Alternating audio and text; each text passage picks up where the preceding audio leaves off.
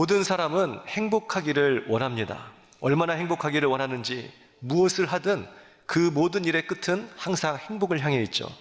먹고 마시는 모든 일이 행복을 위한 것이라 하고, 또 직업과 또 취미와 결혼과 같은 또 모든 일상들이 다 행복을 위한 것이다, 그렇게 이야기를 합니다.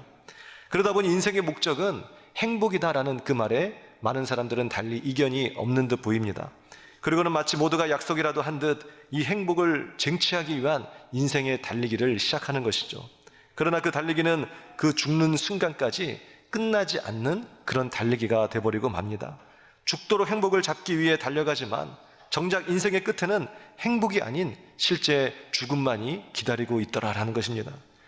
행복을 갈망하며 행복을 잡기 위해서 계속 뛰어가지만 결국 그 행복을 잡을 수 없는 인생, 그러나 또다시 그 행복에 매여 행복을 쫓아가는 그 인생, 우리는 이것을 심리학적 용어로 파랑새 증후군이라고 한다고 합니다.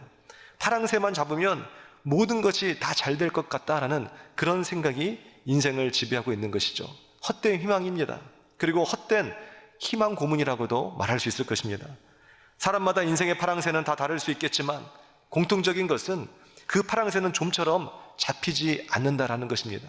잡힐 듯 잡히지 않는 그 파랑새, 잡고 나면 신기루처럼 또 사라져버리고 또다시 저 앞으로 날아가 버리는 파랑새, 그것을 멀찌감치 보고 있는 것이 우리의 인생이다라는 것입니다. 실제로 우리나라 근대의 역사를 보게 되면 때마다 사람들이 추구했던 이 파랑새가 달랐다고 합니다. 쉽게 말해 행복의 기준이 때마다 달랐다라는 것이죠. 1900년대 초반에 일제강점기와 또 6.25 전쟁을 겪은 우리 선조들은 당시에 그 파랑새가 한 끼 배불리 먹는 것, 이것이 파랑새였다고 합니다. 그래서 당시의 인사가 식사하셨어요? 라는 그런 인사라 그러잖아요. 그러니까 조폭들만 식사하셨어요? 그런 것이 아니라 일상적으로 식사하셨습니까? 이것이 바로 행복, 또 안녕, 그런 것이라는 것이죠. 그냥 일상의 인사였다는 것입니다. 보리밥이나 잡곡이 아닌 흰쌀밥으로 한 끼 배불리 먹는 것이 소원이다. 우리 이런 말들을 우리 곧잘 또 듣곤 했었죠. 그렇게 그때 그 시절의 행복의 정점은 배고프지 않는 삶이었다라는 것입니다. 그런데 그러다가 마침내 경제가 또 성장하고 생활이 안정되면서 그 한 끼 배불리 먹는 그 행복, 그 파랑새를 쟁취하고 났더니 어떻게 됐나요? 그 파랑새는 신기루처럼 사라져버리고 또다시 잡아야 될 그 파랑새가 그 앞에 날아가더라라는 것입니다. 그렇게 1900년대 이제 중후반 이후에는 이 파랑새가 한 끼 먹는 그 먹는 거에서 이제는 가지는 것으로 바뀌게 됩니다. 산업화로 급격한 성장을 이루면서 이제는 얼마나 그 사람이 먹었느냐, 식사하셨습니까? 오늘 참 배불리 먹었습니까? 이것은 이제 우스워지게 된 것이죠. 얼마나 먹었느냐가 아니라 얼마나 그 사람이 가졌느냐, 이것이 바로 행복의 기준, 그가 반드시 잡아야 할 파랑새가 됐다라는 것이죠.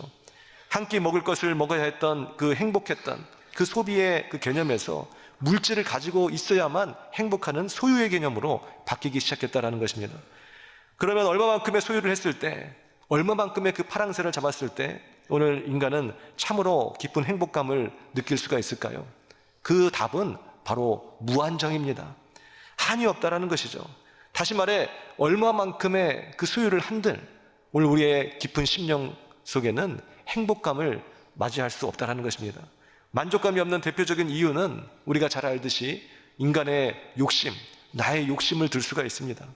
우리가 1900년대 초반에 한 끼만 정말 잘 먹는다면, 흰쌀밥으로 먹는다면 더 이상 바랄 것 없다라고 한다면 이제 우리 모두가 다 만족해야 되는 것이고, 사실상 조선시대 그 왕들 때보다 더 좋은 옷, 더 좋은 음식 먹고 지금 현대인들이 살아간다고 하잖아요. 근데 그 어느 때보다도 우울증과 공황장애, 슬픔과 탄식이 있는 그 사회가 현대사회 아닙니까? 바로 그 만족감이 없는 그 이유는 나 자신에게 있더라라는 것이에요. 우리 주변과 환경과 상황, 이 추수감사절에 무엇을 감사할까? 나는 지금 빈털터리구나, 아무것도 없구나. 그것이 아니라 그 어느 때보다도 많이 가졌고 그 어느 때보다도 감사해야 될 일이 너무나 많음에도 불구하고 우리는 만족감이 없는 거예요. 스스로 불행하다 여기는 것이죠. 그 이유가 바로 욕심이다라는 것입니다. 실존주의 철학자 키에르케고르는 우리 마음 속에는 우주보다 더 큰 구멍이 뻥하고 뚫려 있다 그랬잖아요. 그래서 무엇을 채워 넣는다 할지라도 늘 부족하다, 늘 끊임없는 갈망, 목마름이 있는 거예요.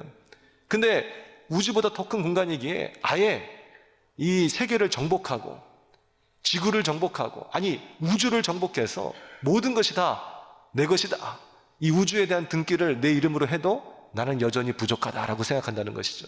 그러면 어떻게 해야 인간이 만족할 수 있을까? 기에로 케거르는 이런 얘기를 했어요.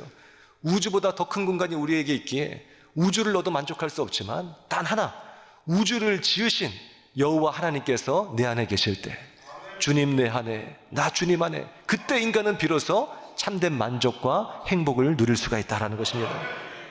만족감이 없는 또 다른 그 이유는 상대적 박탈감이라고 말할 수 있겠죠. 첫 번째는 우리의 욕심이었고, 또 두 번째는 그 욕심에 지나쳐서 이제는 서로 비교하는 그 비교의식 통해서 우리는 만족감을 못 느끼는 것입니다.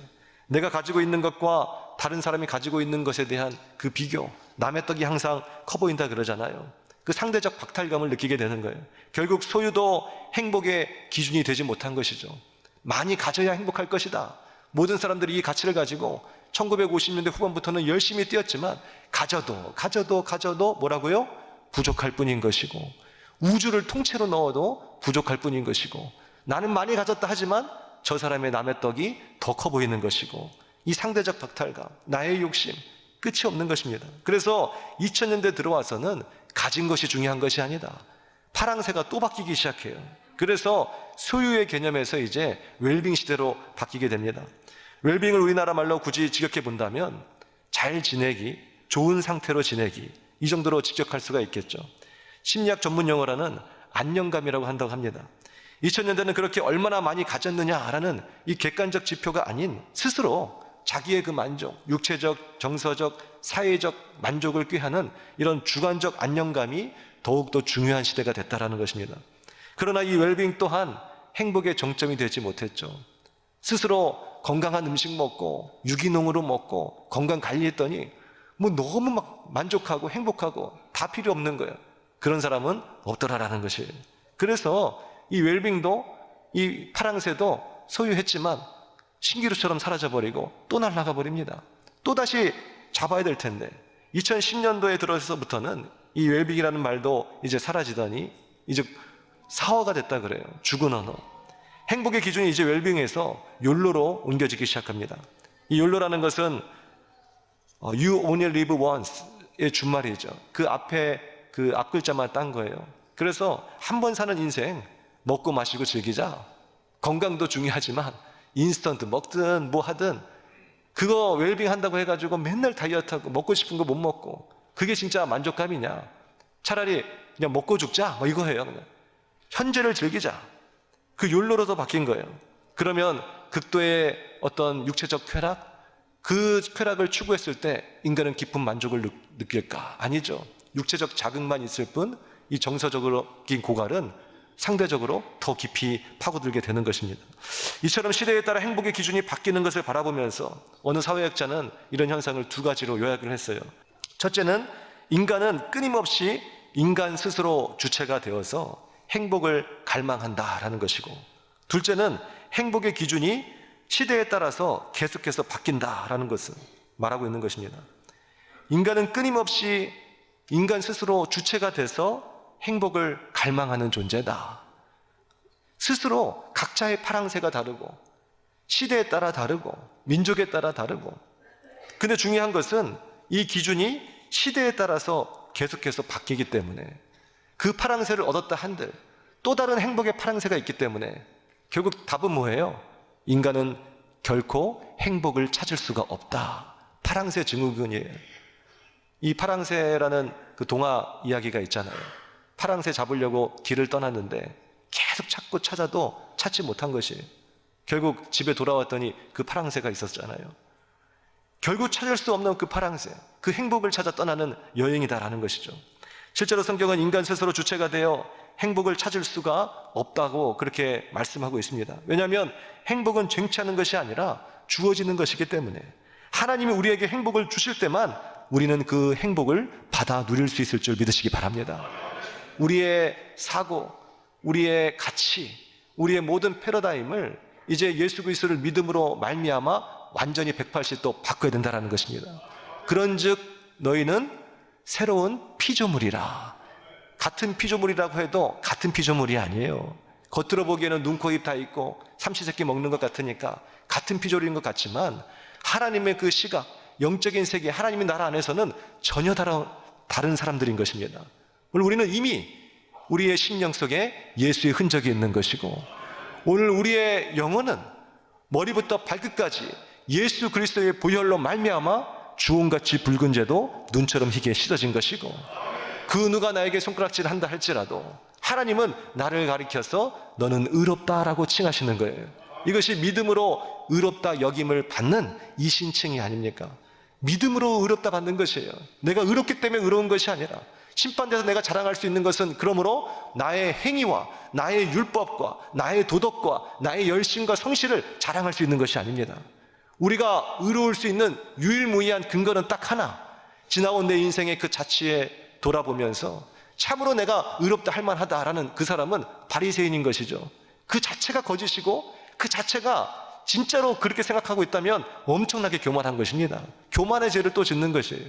우리가 심판대에서 자랑할 수 있는 것은 나를 의롭다 칭하시니 내 모든 죄를 지고 갈보리 언덕을 오르시니 예수 그리스도밖에 없는 줄 믿으시기 바랍니다. 예수의 피밖에 없네. 예수의 피밖에 없네. 우리가 그것을 노래하는 것이에요.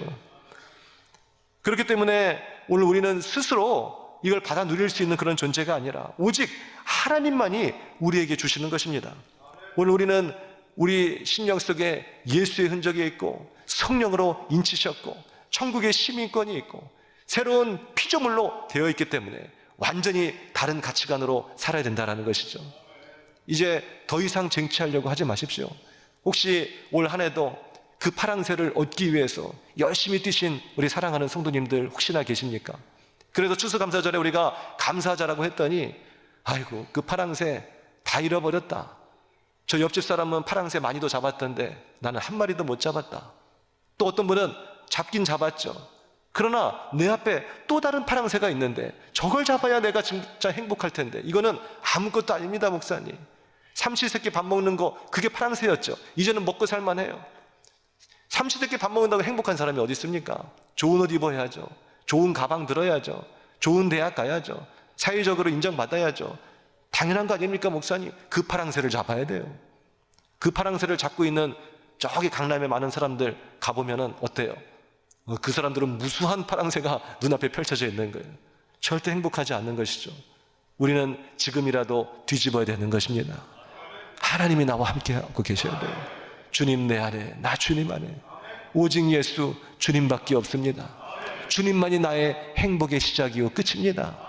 이 말은 뭐예요? 역으로 나는 주님 한 분만으로 만족하고 주님 한 분만으로 기뻐합니다. 오늘 이 시간 주의 부르심을 받아서 추수감사절에 나올 수 있다는 것, 이 자체가 벅찬 감격이요, 이 자체가 은혜요, 이 자체가 10,000번도 감사해야 될 기도의 제목인 줄 믿으시기 바랍니다. 실제로 신명기 28장 8절에서 하나님 이렇게 말씀하십니다. 우리 다 함께 한번 읽어볼까요?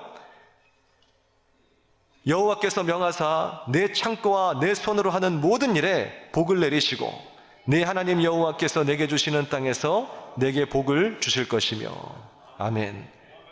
하나님께서 우리에게 복을 내려주신다라고 말씀하고 계세요. 시편 128편 5절을 한 번 더 읽어보겠습니다. 시작. 여호와께서 시온에서 내게 복을 주실지어다. 너는 평생에 예루살렘에 복을 보며. 아멘. 여호와께서 시온에서 너에게 복을 주실지어다. 시온, 바로 하나님의 성전이 있는 것, 하나님이 임재하시는 것, 오늘 하나님의 옷자락이 펼쳐져 있는 그것, 예수 그리스도 그 안에서 우리에게 복을 주신다라고 말씀하고 계신 거예요. 그 우리가 주의 전전에 나오는 것, 하늘의 문이 열리는 시간입니다. 이사야가 환상으로 봤던 것처럼 주의 옷자락이 성전에 가득합니다. 그 여인이 수많은 사람을 뚫고 들어가 주의 옷자락을 붙잡았을 때 혈루병 앓은 여인이 나았던 것처럼 오늘 여기에 기적의 역사가 있는 것이고 여기에 은혜의 역사가 있는 것이고 여기에 악한 사단 모든 대적 원수가 떠나는 오늘 능력이 있는 줄을 믿으시기 바랍니다. 이것이 바로 예배예요. 이것이 하나님을 만나는 시간인 것입니다. 그래, 우리의 그 예배는 형식적인 것이 아니고 습관적인 것도 아니고 의무적인 것도 아닙니다. 강력한 절대적인 하나님의 명령이긴 하지만 오늘 우리의 관점에서 보게 되면 이보다 더 좋은 일이 없는 것이고 이보다 더 큰 은혜와 축복은 없는 것이에요. 이 순간을 우리가 어떻게 놓칠 수가 있겠습니까? 안식일을 거룩히 지키라, 우리가 주일 성수를 하는 것은 오늘 1차적으로는 하나님의 영광이지만 하나님의 그 심중 깊숙한 곳에서 우리를 향한 그 명령은 우리에게 복 주시기 위함인 것이에요. 우리를 고치시고 우리를 치유해 주시고 우리의 인생의 길을 열어주시고 우리의 영안을 열어주셔서 하나님 나라의 큰 뜻과 비전을 발견케 하여 주시고 우리를 향한 하나님의 그 뜻을 이루고자 하나님께서 우리를 초청하여 주시는 것입니다. 오늘 이 예배가 그래서 중요한 것이죠. 창세기 49장 25절을 또 한번 읽어보겠습니다. 시작. 내 아비의 하나님께로 말미암나니 그가 너를 도울 것이요 전능자로 말미암나니 그가 내게 복을 주실 것이라. 위로 하늘의 복과 아래로 원천의 복과 젖먹이는 복과 태의 복이로다. 아멘. 이 외에도 성경은 무수히 우리의 복은 너희가 정말 열심으로 네 생업의 현장에서 복을 누리라, 그 행복을 잡아라 라고 결단코 말하지 않아요. 우리가 예수 그리스도를 믿고 하나님 말씀을 이제 보면서부터는 그러므로 생각이 변할 수밖에 없는 것은 당연한 것입니다. 하나님이 처음부터 끝까지 계속해서 말씀하고 계시니까요. 하나님이 복을 주실 것이다, 하나님께서 너에게 은혜를 주실 것이다, 계속해서 위로부터 내리는 은총이고 위로부터 내리는 복이다 라는 것입니다. 그래서 예수님이 십자가에 못 박혀 죽으신 후 제자들을 만나고 처음 하신 그 말씀이 뭐예요? 너희가 성령을 받을지어다. 주님 내 안에, 나 주님 안에. 하나님의 영이, 하나님의 성령이 내게 임하는데 무엇이 달라지나요? 그리고 하신 말씀이 평안을 너희에게 끼치노니 곧 나의 평안을 너희에게 주노라.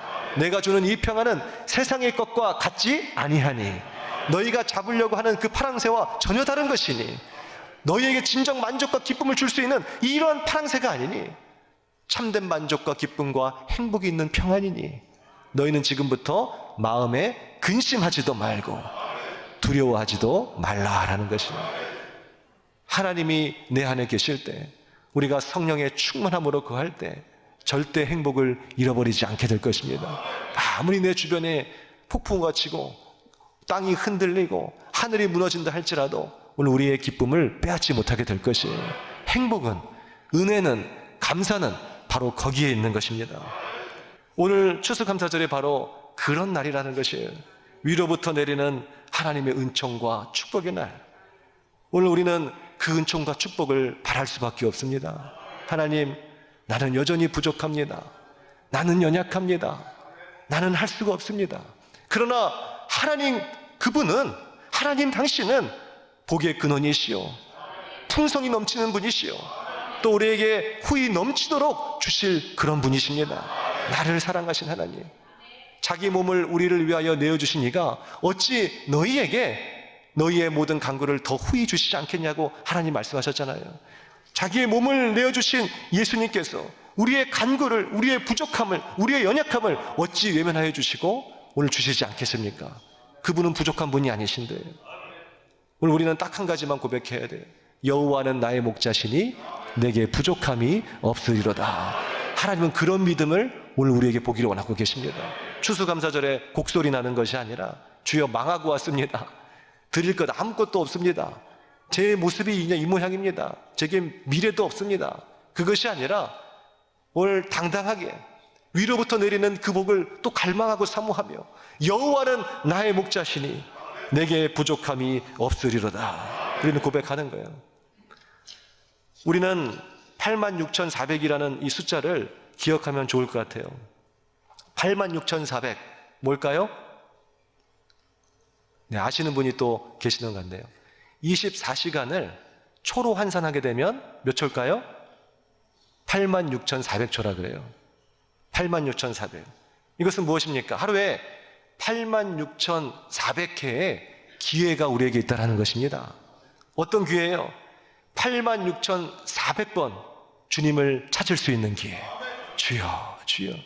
하루에 몇 번 찾으셨어요? 일주일이면은 86,400 곱하기 7. 나중에 계산해 보세요. 네. 그 많은 기회의 시간에 주님을 몇 번 찾으셨어요? 주님을 찾을 수 있는 무수한 기회가 우리에게 있었어요. 하나님은 내가 너희의 친구가 되었다 말씀하시잖아요. 친구는 외로울 때 함께 있는 사람이에요. 내 모든 것을 함께 공감해주고 함께 울어줄 수 있는, 어디에 거하든지 간에 하나님은 나의 친구가 되셔서 내 곁에서 내 눈물을 닦아주시고 위로해 주실 준비가 되어 있습니다. 근데 우리는 그 주님을 몇 번이나 찾으셨어요. 그 은밀하게 그 골방에서 드리는 그 기도를 하나님이 다 지켜보실 거라고 했는데 우리는 은밀히 그 골방에서 몇 번 주님을 찾으셨어요. 하루에 86,400의 주님을 부를 수 있는 그 기회를 우리는 많이 놓쳐버렸을 수 있을 것입니다. 역으로 보면 뭐예요? 86,400개의 응답의 시간, 축복의 시간을 놓쳐버린 것이에요. 86,400번에 감사할 수 있는 시간이, 그 기회가 우리에게 주어졌다는 것입니다. 원로 목사님 때부터 우리 교회는 항상 그러잖아요. 하루 몇 번 감사요? 20번 감사. 20번 감사. 근데 처음에는 20번 감사했을 때 아멘, 아멘 많이 했거든요. 그랬는데 시간이 흐를수록 경제가 어려워지고 삭신이 쑤시겨지기 시작하고 뭐 여러 가지 그냥 시간이 흐르면서 목사님 20번 10번으로 좀 줄여주십시오. 20번은 조금 너무합니다. 뭐 지금 뭐 내가 뭐 승진을 하고 아이가 무슨 뭐 상을 타오고 뭐 건강히 치료받고 하여튼 뭐 이렇게 뭐 세도 지금 20가지도 안 될 것 같은데 하루에 20번이 어떻게 합니까? 라는 것이. 근데 우리는 뭐라고요? 86,400회 감사의 시간이 있다라는 것입니다. 실제로 하나님 뭐라고 말씀하셨죠? 너희는 범사에 감사하라. 항상 기뻐하라. 쉬지 말고 기도하라. 이게 86,400번의 기회예요. 86,400번을 주님을 찾을 수 있다는 그것이 뭐냐면 쉬지 말고 기도하라는 것이에요. 86,400번 감사할 수 있다는 그것이 범사에 감사라는 것이에요. 하나님은 우리에게 바로 그것을 원하고 계십니다. 감사할 것이 왜 없어요? 1초에 한 번씩 뭘 감사합니까? 라고 하면 1초에 한 번씩 심장이 뛰잖아요. 이것은 내 힘과 능으로 되는 것이 아니잖아요. 복과도 같은 것이에요. 쟁취할 수 있는 것이 아니에요. 주어지는 것이에요. 하나님이 내 심장을 뛰게 해주시고 하나님이 이 시간을 허락해 주셔야만 우리가 함께 모여서 예배드릴 수 있는 것이고 내 생명을 연장시켜 주셔야만 오늘 내일도 우리에게 보증이 되는 것입니다. 매 순간순간마다 감사 우리가 할 수가 있는 것이겠죠. 우리는 모든 것이 당연하다고 생각하지만 사실은 결단코 당연한 것이 아무것도 없는 것입니다. 이 당연하다라는 이 사전의 뜻은 일의 앞뒤 사정을 놓고 볼 때 마땅히 그러하다라는 그런 뜻이라 그래요. 그러나 우리의 인생이 마땅히 그러한 것은 아무것도 없습니다. 이 작은 물건도 제가 이렇게 들으려고 하니까 들어진 거잖아요. 힘이 가해지고 의도가 가해지고 에너지가 가해질 때만 움직일 수 있는 것이에요. 이 세상에 마땅히 그러한 것은 아무것도 없는 것입니다. 그러니 오늘 우리는 결정해야 됩니다. 이걸 모르는 사람은, 아는 사람은 모든 것이 하나님의 은혜고 하나님의 역사고 하나님의 축복이고 하나님의 사랑과 은혜라고 고백을 하는 것입니다. 근데 모르는 사람은 다행이다라고 하는 거죠. 추수감사절 여기까지 온 것 하나님의 은혜다. 눈물로 감사드리는 거예요. 아는 사람은. 근데 모르는 사람은 어휴 죽을 뻔했네. 큰일 날 뻔했네. 그때 한번 사고 날 뻔했는데 여기까지 온 것 다행이다라고 고백한다니까요. 오늘 이것을 아는 사람은 이 모든 것이 나의 나된 것은 하나님의 은혜다라고 고백합니다. 근데 모르는 사람은 야 이거 참 행운이다라고 얘기를 하는 거예요. 그리고 마침내 이 모든 것을 아는 사람은 천국이 저희 것이 됩니다. 이 모든 것이 다행이다. 죽을 뻔했다. 예 행운이다. 어떻게 하다 보니까 내 인생이 이렇게 살아왔다. 그러다 또 죽네. 이런 사람은 지옥이 저희 것이 될 것이에요. 당연하다. 다행이다. 행운이다.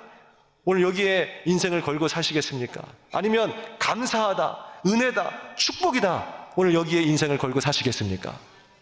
오늘 우리는 하루에 20번, 아니 40번, 86,400번을 우리가 감사하다 하시겠어요? 다행이다. 오늘 하루도 안 죽고 살았다. 여기까지 온 거 행운이다. 라고 자기 자신을 의지하며 살겠어요? 주를 의지하며 주님께 감사하며 주의 은혜에 눈물을 흘리며 살 수 있는 우리 모두가 되시길 주님의 이름으로 축원드립니다. 오늘 추수감사절 하늘의 문이 열리고 하늘의 은총과 축복이 쏟아지는 이 시간에 위로부터 내리는 하나님의 놀라운 은총과 축복이 우리의 모든 삶과 가정과 생업과 인생 위에 오늘 한량없이 넘치시기를 주님의 이름으로 축원드립니다.